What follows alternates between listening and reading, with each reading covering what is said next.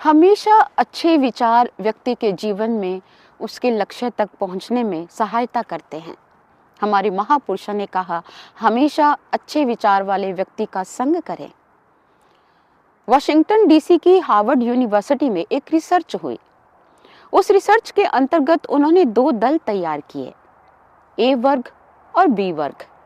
ए वर्ग वाले व्यक्ति को कहा गया, आपको लाल रंग की मेडिसिन मिलेगी, उसका जब आप सेवन करेंगे तो उसका आपके शरीर के ऊपर जो प्रतिक्रिया होगी वो फेंटिंग के रूप में होगी, आपको चक्कर आएंगे। और बी दल वाले व्यक्ति को कहा गया, आपको जो मेडिसिन देंगे वो नीले रंग की दवाई देंगे, उसका प्रभाव क्या होगा कि आप आनंद की अवस्था में जंप करने लग जाएंगे, जंपिंग होगी। जो उनको समझाया गया, जो उनको विचार प्रदान किए गए, उसके विपरीत एक्सपेरिमेंट किया गया। ए ग्रुप वाले लोगों को बी ग्रुप वाली नीली दवाई दी गई और बी ग्रुप वाले लोगों को ए ग्रुप वाली लाल दवाई दी गई। दोनों के ऊपर जो मेडिसिन का रिएक्शन होना था, केमिकल रिएक्शन, वो नहीं हुआ। ए ग्रुप वाले लोग नीली दवाई का सेवन करके भी फेंटिंग फील कर रहे थे और बी ग्रुप वाले लोग लाल दवाई का सेवन करके भी जंपिंग कर रहे थे। आश्चर्य! जबकि लाल दवाई से तो फेंटिंग होनी थी और नीली दवाई से जंपिंग होनी थी, और ए ग्रुप वाले लोग नीली दवाई का सेवन कर फेंट हो रहे थे। यानी कि मेडिसिन ने काम नहीं किया, तो काम किसने किया? विचारों ने। जो विचार उनके मस्तिष्क में डाल दिए गए, उन्हीं विचारों ने उनके जीवन के ऊपर उस समय प्रभाव डाला।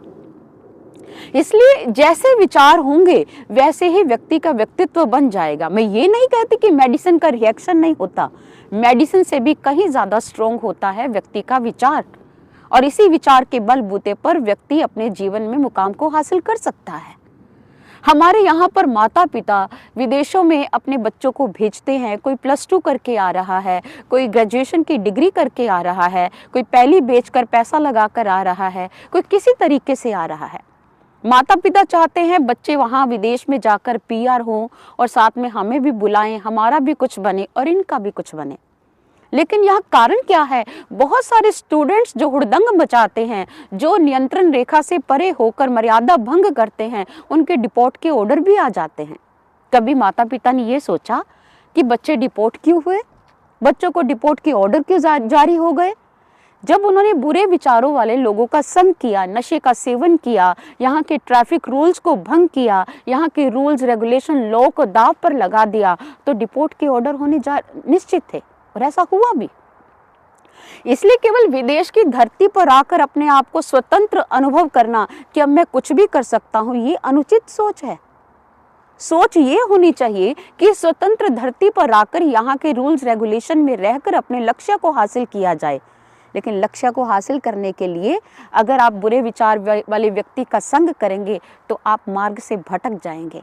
इसलिए मेरी विनती है, मेरी प्रार्थना है, मेरी रिक्वेस्ट है सभी स्टूडेंट से कि वो रूल्स रेगुलेशन में रहें, अच्छे विचारों का संग करें, सदसंगति में रहें और अपने लक्ष्य को पाने के लिए हमेशा तत्पर रहें।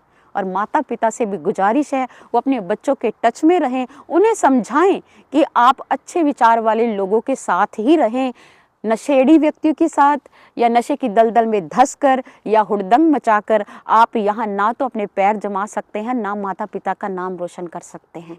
इसलिए विचार अच्छे हों, संगति अच्छी हो। हमारे महापुरुषों ने इसी संगति की महिमा गाई है, और अच्छे विचार व्यक्ति के व्यक्तित्व पर प्रभाव डालते हैं। इस बात को गंभीरता से लें और सद्विचारों पर चलें।